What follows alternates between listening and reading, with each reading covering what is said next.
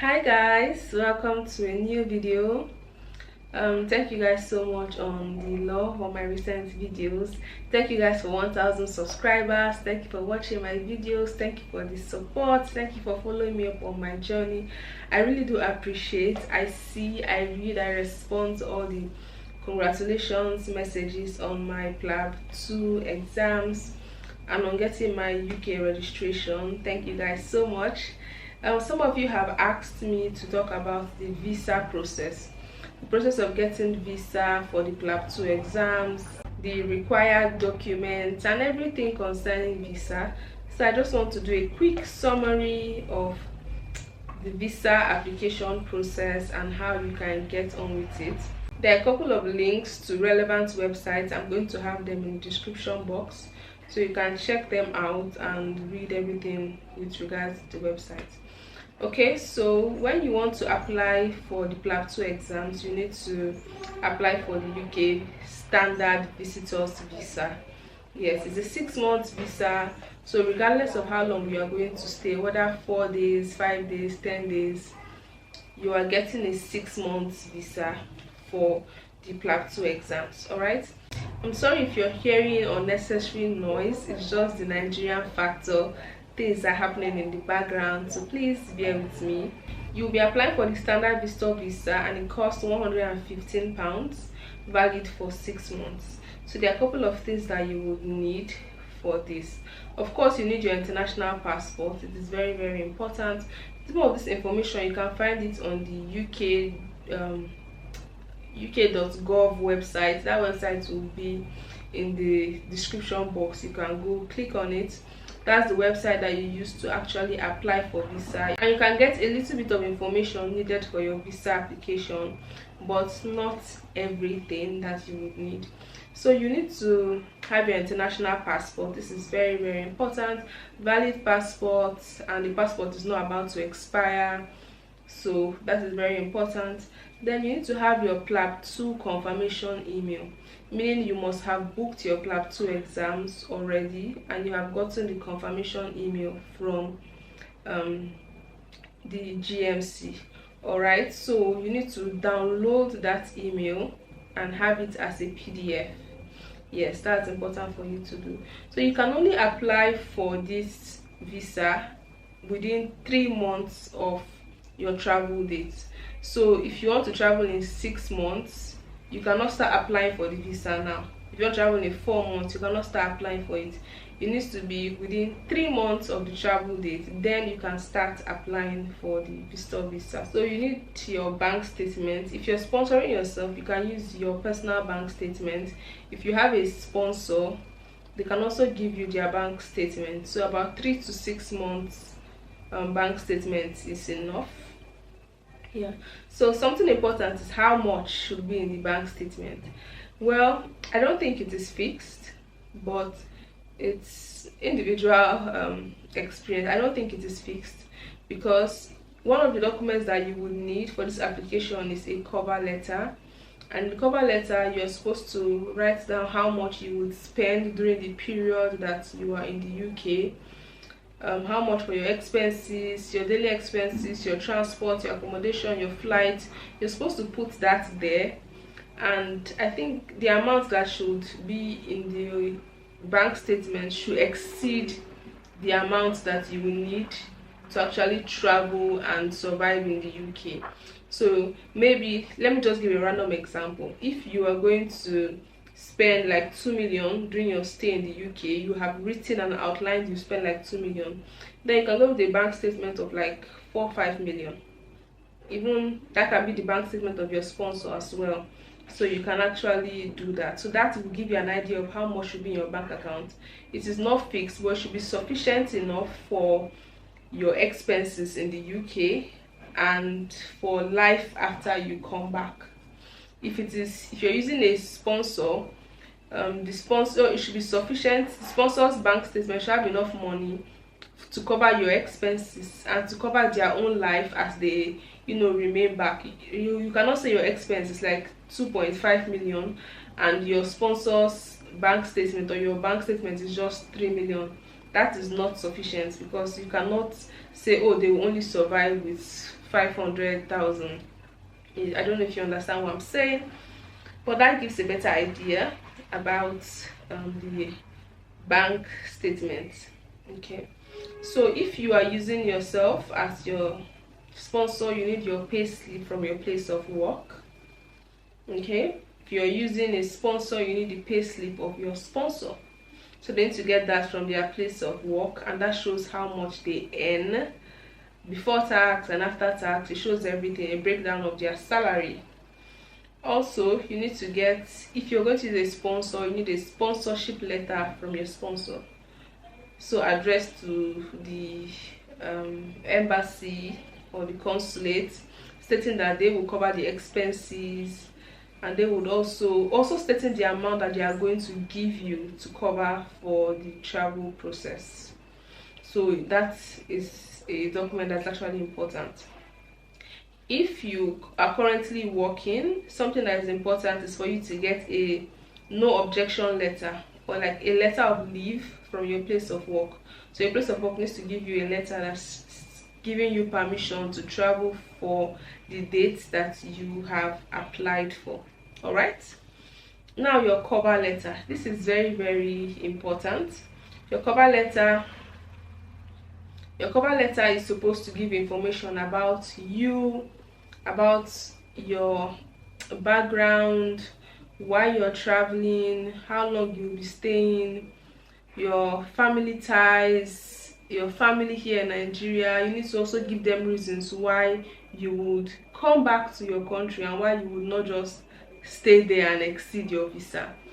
So you introduce yourself in your cover letter. I think cover letter can be like maybe 4 pages. I don't know how long mine was, about 4 or 5 pages. You introduce yourself, you talk about maybe where you work, where you live. Also talk about your medical background, your education, where you went to medical school.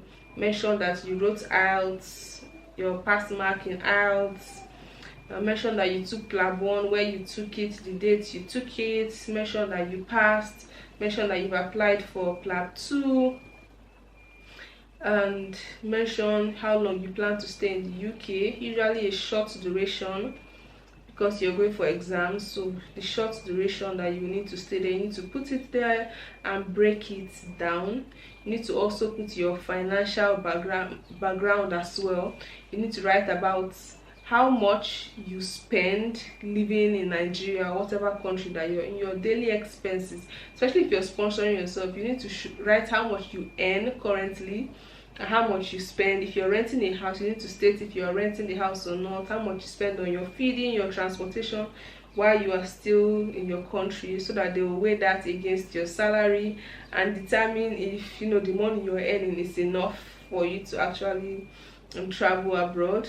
If you live with your family, mention that you live with your family. Describe the type of house that you live in. It's a lot of things when it comes to the cover letter. If you want more information, you can always send me a message on Instagram, Dr. Martina, and I would respond to you. So you describe the house that you live in, how many rooms, how many bedrooms. If you're going with a sponsor, talk about your sponsor. Maybe if you live with your sponsor, you talk about it. Mention how much your sponsor earns. Mention how much your sponsor is planning to give you.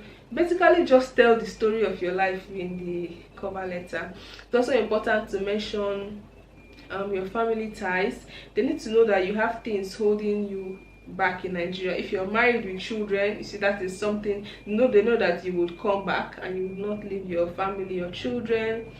If you have properties in Nigeria, that is an advantage as well. If you have maybe like pets, or it just depends. Like during my own time, I had my sister's wedding was coming up, so I was definitely going to come back on my sister's wedding. So I even had to put my sister's wedding invitation card. I put pictures of my sister's wedding introduction. I put pictures of my family to tell them that my whole family is here. I am not going to just disappear and not come back to my family. So I also mentioned, it can be anything. If you have pets at home, if you have like a dog, you're like, you cannot just go and abandon your dog. It can be anything, things that hold you things that give you strong ties back into your country and can prove that you are going to come back into your country. Basically, that is what a cover letter should entail. You can research more about it, about what a cover letter should be for visa applications, and you get a better idea. Like I said, mine was like 4 or 5 pages. I'll try and open it here on my laptop so I can see if there's anything else I am missing with regards to my cover letter. Alright, so this is my cover letter. I have it here. I'm just going to read the categories. The first part was introduction. I mentioned, and I also attached, yes, you also have to attach your university degree, your full registration with the Medical Council of Nigeria, also your license here in Nigeria as well. You tell them, give them your GMC information, your Nigerian medical licensing number. The next category was the reason for my visit. This was where I told them that, oh, I'm going for the PLAB 2 exam. I even gave them the GMC's email and contact to also contact them. This was where I wrote that I had seated the IELTS and I seated PLAB 1 and I put the dates, and I'm going for PLAB 2. And I also attached my IELTS results, my PLAB 1 result email, and my PLAB 2 booking confirmation. Then the next thing I wrote about was why I want to take the PLAB 2 exam. So you can write whatever your reason for taking the PLAB exam is. Then the next section was my timeline, my employment status. So I give a timeline from when I graduated medical school and everything I had been doing till date. I also wrote about my job description, what I do at my job, yeah, and my current employment situation at that time. I also attached my acceptance letter from my job. I was doing my NYSC then, so I attached my most recent PC and clearance from my job as well. So the next was my domestic status, financial status, trip sponsorship. I wrote a little bit about my family. I mentioned my siblings, where they all work, mentioned my parents, where they work, so that they know that the person sponsoring me is not also sponsoring other people, and you know, my family can sustain themselves. And if maybe it was a parent sponsoring me, there's nobody else. Do you understand? I don't know if you understand what I'm trying to say. There's nobody else that the person is sponsoring or taking responsibility for as well. I wrote about where I lived. I wrote about my salary, how much I was earning. I was at NYSC, so I was earning very little money, and I emphasize that it's because of that I am going to be using a sponsor, because I used a sponsor to apply. And then I also spoke about my YouTube channel, because I make a little bit of money from there, and I added it to show that although I'm sponsored, I still have some money I use to take care of myself. I spoke about my sponsor, where she works, where she lives, her type of house, her job description. I also gave her bank statements, and I gave a letter of introduction from her workplace. So that is important from your sponsor. Then I gave an estimated cost of the trip. So my return ticket, I wrote the price. Accommodation, I wrote the price. Feeding, I wrote how much I would need. Accommodation and logistics, I wrote the address of where I will be staying, the accommodation that I had booked. Then I also wrote my itinerary, everything I would do for the days I would stay. The first day I have arrived, the second day, the third, the fourth day, I wrote the itinerary. Then there's also another area where I wrote reasons why I will return. So my job contract, my family, my sister's wedding, my career, my reputation.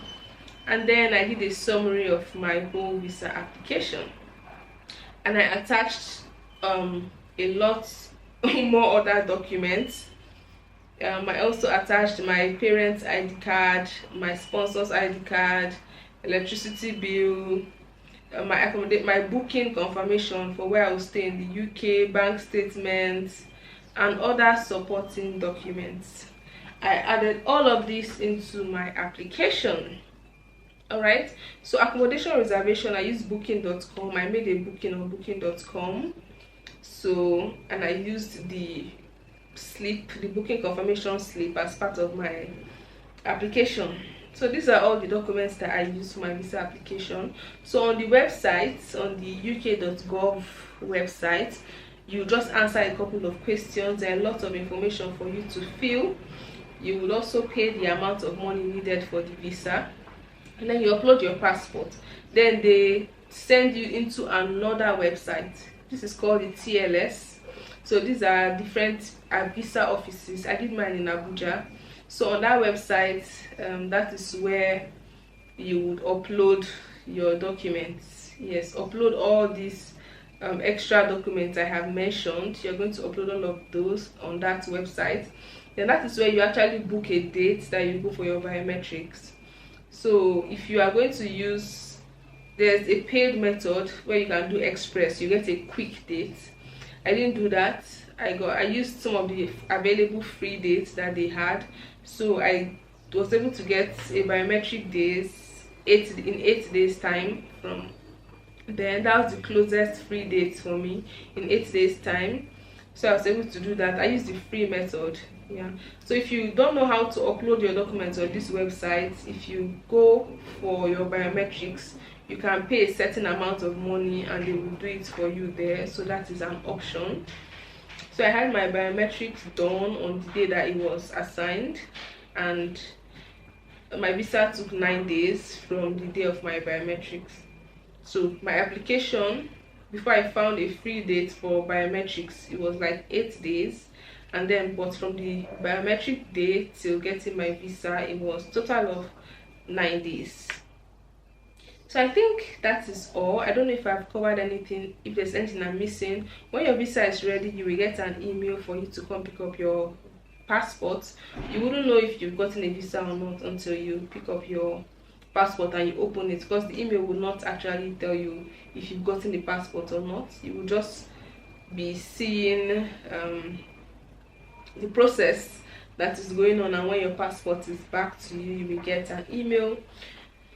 And yeah, that is it. You pack your bags and you are ready to travel. So that is it for the visa application process. I hope I have not missed anything. If I have, please just ask me in the comment section and I'll answer that, or just send me a message on Instagram, Dr. Martina_. You would find me there on Instagram. So if this video has helped you, please give it a thumbs up, leave a comment down below, and subscribe to my YouTube channel. Thank you guys so much for watching. I'll see you in my next video. Bye bye.